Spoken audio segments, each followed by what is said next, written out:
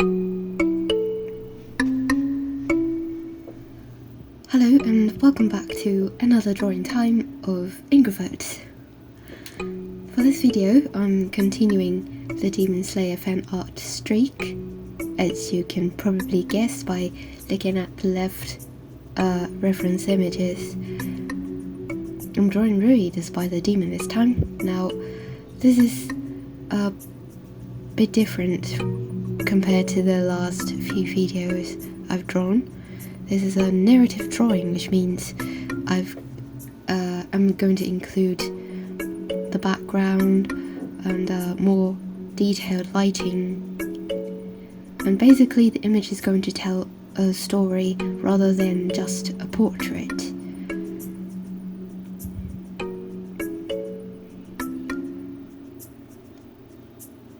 And I'm probably thinking what kind of story to tell when I was drawing this thing. I spent about 3 hours just messing around the composition and color composition, because I've been so confused of what to do. For the last two portraits, it's easy to decide because it's just a big head and half a body in the canvas. For here is actually two people here, and they're both, well, some of this is hidden, but it still counts as full body, and I still have to think of what to do with background as well. So it's a bit of a challenge, and I struggled for, I mentioned that, 3 hours.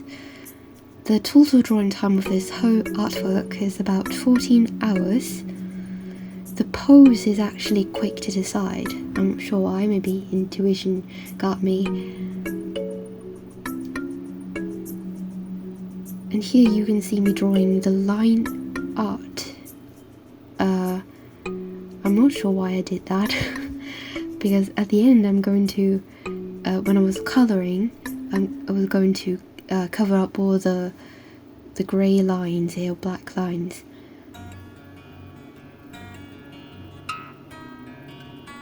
I suppose it counts as cleanup, sort of, because my draft is pretty sketchy and it's pretty difficult when it comes to colouring, and you see a lot of black lines around, and I'll get confused thinking which one is which. When it comes to cleaning up all those line work, it's actually pretty easy compared to thinking up the composition. At this stage, I was still unsatisfied with the colour of the background, because in the front you have very clear blue and yellow, and at the back suddenly there's just dark brown, and it gives out the feeling that the characters are somehow pasted in front of the background instead of merging with it.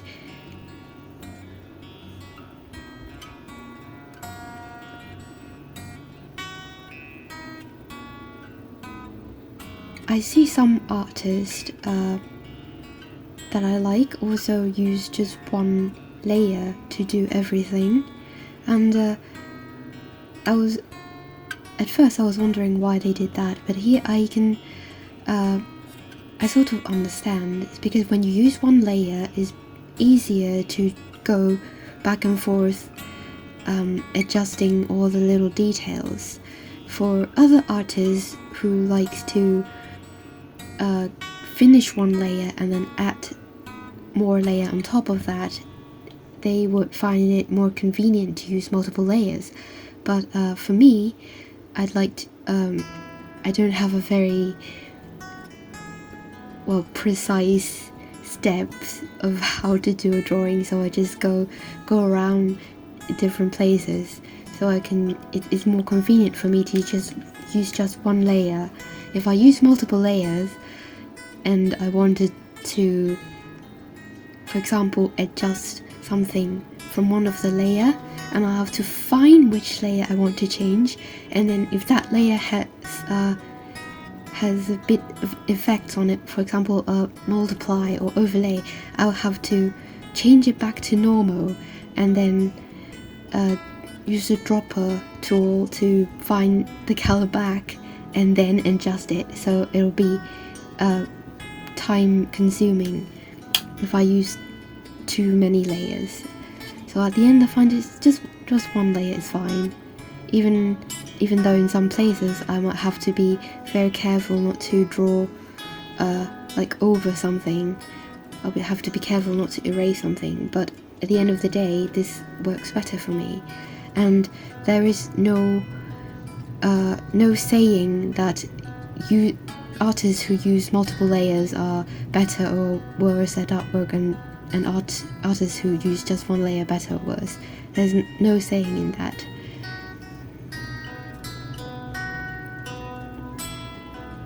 And now we're listening to this goddamn cheerful music while watching this bloody and forlorn painting. Oh, the shadow thing. You just saw for a few seconds there that I painted RUI's face with a pretty large patch of shadows, and that's because this I intended to make this environment a sort of dark. It's like a dark room, and then someone is opening the door, supposedly his parents, finding out that he killed someone, and the door, the gap, the light gap between the doors are supposed to, light up his face, a part of his face, and for the rest of his face that is concealed in the shadows, I wanted, to be much darker, and which I thought it's a dilemma, because it's a shame that I have to put such a dark shadow of his face when I put so much effort into it. But still, I figured it. I think I figured it out at the end.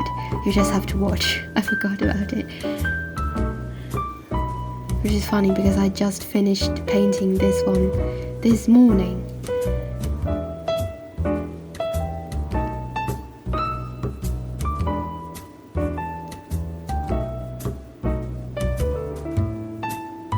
And I'm using this semi-realistic sort of colouring work. This is the same as my other old portraits, because a few years ago I tried using cell shading, a sort of traditional anime style drawing where you first use line work and then use a separate layer to use colour. And at that time I was not very familiar with colours. Every time I try to colour a character it looks really awkward, but now I sort of found out how to handle that. But I think this sort of semi-realistic, is that how I call it? I'm not sure. It's just not that cartoonish. It's a bit more realistic for the shadows. You can see the victim's clothes, her sleeve. You can see the different shades of shadow. You see the terminal line and the reflective light. So if I draw this like the anime TV style, it will be much simpler than this, but I think this one suits me better. It seems we're more than halfway through here. Oh, this part, at the first stage of the colouring I tried to use line work for adding line art for Rui's face, but as a sort of experiment, but found out for the rest of the painting it's better for me to not use any dark lines, so I have to change his face as well. And there's a little bit of cheating, a little bit of dark lines. around the contour of their faces.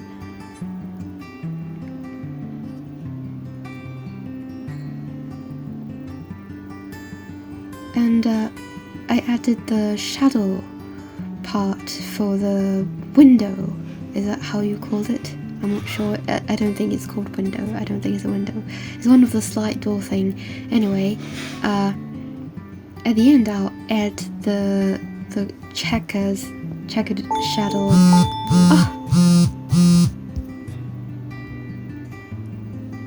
At the end. Oh, you caught me.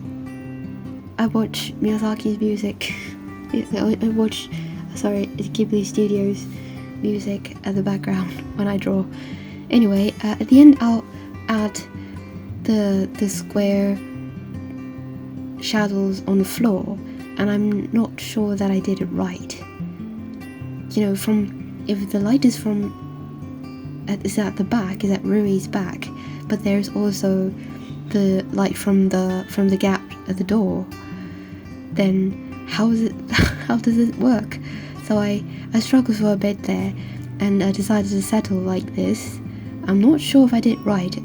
If I did wrong, please feel free to tell me.